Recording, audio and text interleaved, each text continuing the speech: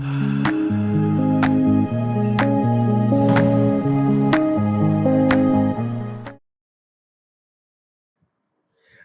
को अगर बोलें स्मार्ट रिटेल कंपनी तो बहुत ही छोटा नाम होगा इसके लिए। आज के दिन में ज- कोई भी अगर रिटेल कंपनी मार्केट में आता है तो उसका ऑब्जेक्टिव होता है open many retail store quickly and focus on revenue growth. लेकिन जहां पे सारी कंपनी तेजी से एक्सपांड करने का कोशिश करता है, वहीं पे डीमार्ट एवेन्यू सुपरमार्केट, जिसका दूसरा नाम है, जानबूझकर धीरे बढ़ता है, लेकिन फिर भी प्रॉफिट्स और इफिशिएंसी में सबको पीछे छोड़ देता है। तो आखिर डीमार्ट का ये स्लो ग्रोथ मॉडल क्या बताता है और क्यों इतना पावरफुल है ये, और क्या ये स्टॉक 2030 तक आपको वेल्थ क्रिएट करके दे सकता है, और इसका 2030 तक क्या टारगेट हो सकता है।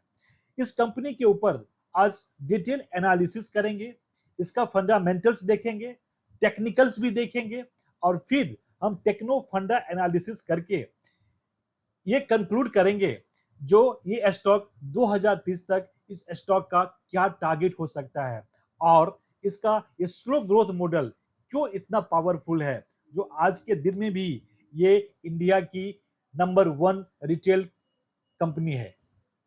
आखिर डीमार्ट का बिजनेस मॉडल इतना क्यों डिफरेंट है, और ये कंपनी क्यों अदर रिटेल कंपनी से काफी डिफरेंट है।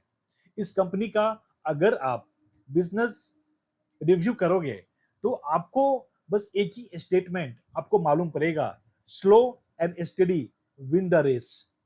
कंपनी का बिजनेस मॉडल ही है, आप कम से कम स्टोर ओपन करो और हर एक स्टोर को सबसे पहले आप प्रॉफिट में लाने का कोशिश करो। नंबर ऑफ स्टोर के ऊपर इसका फोकस नहीं होता है, और इसका जो स्ट्रेटेजी है इसमें वो है फर्स्ट लोकेशन सिलेक्शन। कभी भी डीमार्ट रेसिडेंशियल एरियाज में ही ओपन होता है, और जहां पे मिडिल क्लास का पॉपुलेशन काफी हाई हो, वहां पे ये अपना स्टोर सिलेक्शन करता है। इससे कंपनी को बेनिफिट होता है, जो अगर आप रेसिडेंशियल एरिया में स्टोर है, वहां पे company is getting repeated more number of clients. और दूसरा जो इसका एक खूबी स्ट्रेटेजी है, ये कभी भी रेंट पे अपना स्टोर लेता नहीं है, और ये एक कंपनी का सबसे बिगेस्ट एडवांटेजेस है।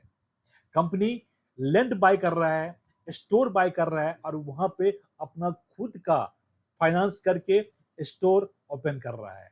इससे कंपनी को क्या हो रहा है, एक फिक्स्ड कॉस्ट लाइफ टाइम के लिए फिक्स हो रहा है, और वो कंपनी को एक तो रेंट इंक्रीज करने का एवरी ईयर प्रेशर नहीं हो रहा है, और लोअर लॉन्ग टर्म कॉस्ट भी कंपनी अपने बुक्स ऑफ अकाउंट में शो कर पाता है। और दूसरा जो है स्लो बट पावरफुल एक्सपांशन, जहां पे दूसरा रिटेल कंपनी 100+ स्टोर ओपन कर रहा है। अगर आप एग्जांपल लोगे ट्रेंट का, Trent is opening 100+ store every year, लेकिन वहीं पे डीमार्ट केवल 40 से 70 स्टोर ही हर एक साल खोल रहा है। और इसका जो फोकस है, डीमार्ट एंश्योर्ड एवरी स्टोर जो ओपन करता है वो सबसे पहले प्रॉफिट में आना चाहिए, और नो डेब्ट बर्डन, और किसी भी स्टोर के ऊपर में किसी तरह का भी लोन का, कर्जा का उसके ऊपर प्रेशर नहीं होना चाहिए। और इससे ये आपको फाइनेंशियल स्टेटमेंट में भी आपको देखने को मिलेगा, company is a totally almost zero डेब्ट, आपको डेब्ट फ्री कंपनी है। थोड़ी बहुत डेब्ट है, बट आप उसको निग्लिजिबल ही मान सकते हो। अदर है जो कंपनी का जो ये एक न्यू मॉडल है, इससे कंपनी को आरओसी, रिटर्न और capital employed 20% every year company को अचीव करने में आसानी होती है। स्ट्रॉन्ग कैश फ्लो है, लो डेब्ट है, और ये अगर आप अदर कंपिटिटर से अगर इसको कंपेयर करोगे, जहां पे ट्रेंड है, trend is growing faster, but DMart बहुत ही स्लोली ग्रो कर रहा है। और इंडिया में जहां पे भी इसका स्टोर है, अब जाके देखो, company is making that store is making profit. और अगर आप चाहते हो जो ये स्टॉक आपको कम समय में हाई रिटर्न्स दे, वेल्थ क्रिएट करके दे, तो ये स्टॉक आपके लिए नहीं है। अगर आप स्लोली और अपना वेल्थ क्रिएट करना चाहते हो, तो this stock is one of the stock जो आपके पोर्टफोलियो में होना चाहिए। चलिए हम देखते हैं इसका फाइनेंशियल। अगर आप इस कंपनी का फाइनेंशियल देखोगे, तो जैसे ही मैं बोला आपको, जो कंपनी का जो slow and steady win the race company का देखोगे, ऑलमोस्ट एवरी ईयर जो रेवेन्यू ग्रोथ है वो 16 to 20% कहीं ना कहीं है। और ये 16 to 20% आपको 2030 तक टारगेट भी बताने में मदद करेगा। हम नेक्स्ट स्लाइड में इसके ऊपर बातें करेंगे।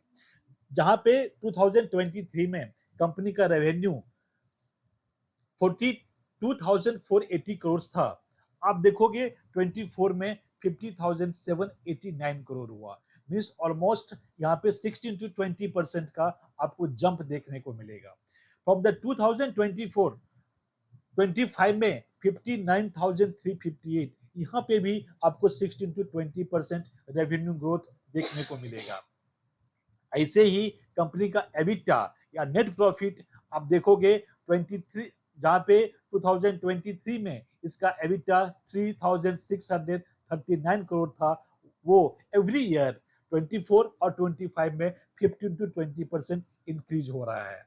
अब नेट प्रॉफिट की बात करें, जो 2,378 करोड़ था इन द ईयर 2023, वो बढ़ के 24 में 2,536 करोड़ हुआ। इसका मतलब आपको यहाँ पे भी 10% नेट प्रॉफिट में इंक्रीज होते हुए आपको दिख रहा है।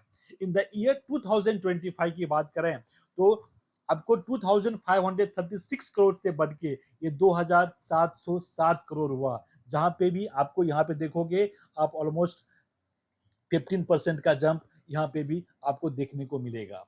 अगर हम अदर फाइनेंशियल रेशियो की बात करें, तो सबसे पहले आप ईपीएस देखो, अर्निंग पर शेयर।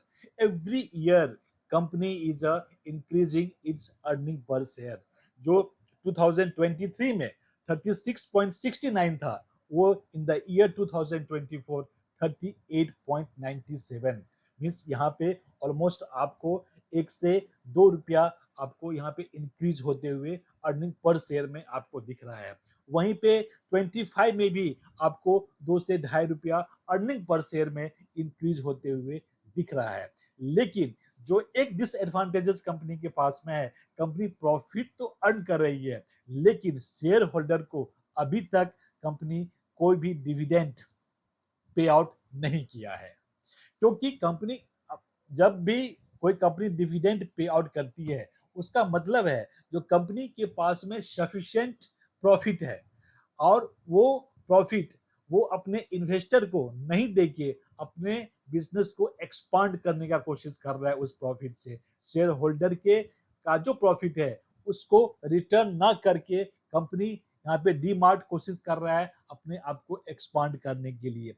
वो आपको देखने को मिलेगा इस कंपनी का। अगर आप एनुअल रिपोर्ट देखोगे तो 40 to 70 new store every year company is opening. और जो इसका मार्जिन है, वो मार्जिन काफी ही प्रोडक्ट के ऊपर कम है, क्योंकि कंपनी फोकस कर रहा है अपना सेल्स बढ़ाने का, अपना टॉप लाइन बढ़ाने का। जब टॉप लाइन बढ़ेगा तो ऑटोमेटिक कंपनी का बॉटम लाइन जो आप देख रहे हो continuously every year is increasing. Company की फाइनेंशियल की बात करें, तो आपको डेब्ट टू मार्केट कैप, यहाँ पे कंपनी के पास में जस्ट जो कंपनी 3 लाख करोड़ की अप्रोक्सीमेटली है, उसके पास में आज के दिन में ऑन एन एवरेज बता रहा हूँ 1700 करोड़ के आसपास कंपनी के पास डेब्ट है। तो डेब्ट टू मार्केट कैप बिल्कुल ही जीरो, निग्लिजिबल है, जो आपको दिख रहा है 0.005। डेब्ट टू इक्विटी की बात करें, तो यहाँ पे 0.17, क्योंकि कंपनी के पास में डेब्ट बिल्कुल ना के बराबर है। अगर आप इंटरेस्ट कवरेज देखोगे, भाई ये फर्स्ट कंपनी है जहां पे आप देखोगे कंपनी के पास में अगर 1 रुपया का इंटरेस्ट पेमेंट कर रहा है, तो उसके पास में जो एबिटा है वो 65 रुपीज का है। मीन्स इंटरेस्ट कवरेज रेशियो जो है 65x के ऊपर है। हाँ, प्राइस टू अर्निंग की बात करें यहाँ पे, तो डियर प्राइस टू अर्निंग आपको यहाँ पे 101 रुपये अभी चल रहा है, 101 रुपये चल रहा है, 101 रुपये चल रहा है, जहां पे सेक्टर का जो प्राइस टू अर्निंग रेशियो है वो 44 है। तो अगर आप प्राइस टू अर्निंग से इस कंपनी को अगर कंपेयर कर रहे हो और इसका अगर वैल्यूएशन आप निकालने का कोशिश कर रहे हो, तो मेरे दोस्तों यहाँ पे थोड़ा सा आपको वैल्यूएशन हाई दिखेगा। आप यहाँ पे पी देख के या तो अपने आप को थोड़ा दिन और वेट करो ताकि प्राइस टू अर्निंग रेशियो थोड़ा कम हो। लेकिन उससे पहले मैं आपको और एक चीज प्राइस टू अर्निंग पे इसका हिस्टोरिकल प्राइस टू अर्निंग दिखाना चाहूंगा, जो आपको ये शो करेगा जो कंपनी इज अ रिलेटिवली, अगर इसके प्राइस टू अर्निंग रेशियो से ही हम अभी का प्राइस टू अर्निंग रेशियो को कंपेयर करेंगे तो आपको दिखेगा कंपनी इज अ रिलेटिवली बहुत ही सस्ते प्राइस पे आपको ये स्टॉक अभी मिल रहा है। हम शेयर होल्डिंग की बात करें तो प्रमोटर के पास में ऑलमोस्ट 75% होल्डिंग है, प्रमोटर के पास ओनली। एफआई के पास में 8.71% था इन द ईयर दिसंबर 2025, जो सितंबर 2025 में 8.73% था। इसका आपको यहाँ पे इंडिकेट कर रहा है जो यहाँ पे वॉल स्ट्रीट के चाचा ने यहाँ पे अपना होल्डिंग थोड़ा कम किया है। और डीआईएस की बात करें तो एलआईसी वाले जो अंकल हैं जिनके पास में 9.02% हुआ करता था इन द ईयर सितंबर 2025, वो घट के 8.83% है। और इस स्टॉक में पब्लिक फर्स्ट स्टॉक आप देखोगे जो इन द लास्ट क्वार्टर में यहाँ पे पब्लिक ने अपने होल्डिंग में इसको ऐड किया है, जहाँ पे सितंबर 2025 में 7.53% शेयर होल्डिंग पब्लिक के पास में था, वो बढ़ के 7.75% हुआ है। और मैं प्राइस टू अर्निंग के से इसको कंपेयर करके आपको दिखाऊंगा चार्ट के ऊपर में, जो company why company is a relatively cheaper at this price, और आपको ये स्टॉक क्यों ऐड करना चाहिए और 2030 तक इसका टारगेट क्या हो सकता है। इससे पहले आपने अगर इस वीडियो को पूरा देखा होगा तो मैंने आपको बताया जो कंपनी ईयर बाय ईयर अपना टॉप लाइन 15 टू 20% इंक्रीज कर रहा है। अगर उसके हिसाब से जो अभी तक का फाइनेंशियल इसका है, अगर उसके हिसाब से हम इसका टारगेट निकालने का कोशिश करें, तो अगर ये कंपनी में तेजी बनी रहती है और अगर रेवेन्यू अगर कंपाउंडेड एनुअल ग्रोथ के हिसाब से 15 से 18% इंक्रीज होता रहे और प्रॉफिट अगर 7 टू 20% इंक्रीज होता रहे, और तो आपको एनुअल रिटर्न आपको 15 से 18% तक ये स्टॉक आपको दे सकता है। और अगर इस हिसाब से अगर इसका टॉप लाइन बढ़ता रहे तो बाय द ईयर इन 2030 इसका अब प्राइस टारगेट जो अभी 44-4500 के आसपास चल रहा है, 9000 टू 12000 आप नोट करके रख लो। अगर कंपनी में कुछ ज्यादा टॉप लाइन में ग्रोथ नहीं हुआ और कंपनी अगर 10 से 12% ही आपको रिटर्न दे रहा है, तो भी आपको 2030 तक ये स्टॉक का प्राइस 7000 से लेके 8500 तक आपको दिख सकता है, जो अभी के प्राइस से ऑलमोस्ट 2 टू 3x 2 से 3 गुना आपको ये वेल्थ क्रिएट करके दे सकता है। मैंने बात किया था प्राइस टू अर्निंग रेशियो, जहां पे इस कंपनी का थोड़ा सा कॉस्टली है, थोड़ा सा प्राइस टू अर्निंग आपको दिख रहा है, जो ये company is a relatively over valued. जैसे मैंने बोला जो प्राइस टू अर्निंग रेशियो जो है इसको हम बोलते हैं रिलेटिव वैल्यूएशन। मींस इसको आप अकेले में अलोन से किसी भी स्टॉक के ऊपर जस्टिफाई नहीं कर सकते हो जो whether this stock is over valued और अंडर वैल्यूड। आपको या तो इंडेक्स से या फिर उस पूरे सेक्टर से पी से आपको कंपेयर करना होगा जो भाई ये स्टॉक अंडर वैल्यूड है या ओवर वैल्यूड है। वैसे ही जो अभी अभी का प्राइस टू अर्निंग रेशियो चल रहा है कंपनी का, अगर उसको आप हिस्टोरिकल उसी कंपनी के पी से अगर कंपेयर करोगे तो भी आप उसको जज कर सकते हो जो कंपनी इज अंडर वैल्यूड और ओवर वैल्यूड। वही मैं आपको दिखा रहा हूं कंपनी का अगर लास्ट 10 इयर्स का अगर प्राइस टू अर्निंग रेशियो देखो तो इन द ईयर आपको 2021 में जहां पे इसका प्राइस टू अर्निंग रेशियो कहीं पे 300 के आसपास हुआ करता था और आज के दिन में अगर इसका आप प्राइस देखोगे, अगर प्राइस टू अर्निंग रेशियो अगर आप देखते हो तो 100 के आसपास है। जो कंपनी का जो हिस्टोरिकल पी है वो बिल्कुल ही आपको लो प्राइस टू अर्निंग पे ये स्टॉक आज के दिन में अवेलेबल है। तो आप ही इस चीज को बताओ, जो ये स्टॉक आपके पोर्टफोलियो में ये सही टाइम है ऐड करने का या नहीं। साथ में हम मैं आपको टेक्निकल भी दिखाता हूं। अगर टेक्निकल आप देखोगे इस स्टॉक का, क्योंकि मैं आपको टारगेट दे रहा हूं, होल्डिंग पीरियड दे रहा हूं ऑलमोस्ट 4 से 5 साल का। तो इसके लिए जरूरत है आप इसका लॉन्ग टर्म चार्ट देखो, और लॉन्ग टर्म चार्ट के ऊपर में अगर आप देखते हो तो कंपनी कहीं ना कहीं आपको 5 से 6 साल, 4 से 5 साल में एक रेंज बाउंड में आपको ट्रेड करते हुए दिख रहा है। और ये स्टॉक अगर हम ट्रेंड लाइन ड्रॉ करें और उससे अगर ट्राई करें, जो अगर ये कंपनी का प्राइस अगर 4800 के ऊपर अगर क्रॉस किया और सस्टेन किया तो आपको बहुत ही जल्द ही आपको ये स्टॉक 6000 के ऊपर आपको दिख सकता है।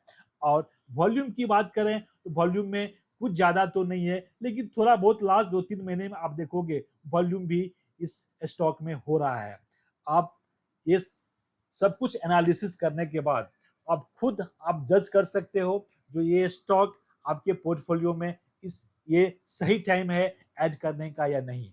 साथ में ही आप अपने इन्वेस्टमेंट एडवाइजर से जरूर सलाह लेना, और उनसे, क्योंकि वो आपके रिस्क और ऑब्जेक्टिव दोनों को भली भांति जानता है और आपको सही गाइड कर सकता है। इस स्टॉक को ऐड करने से पहले आप अपने इन्वेस्टमेंट एडवाइजर से जरूर सलाह लें।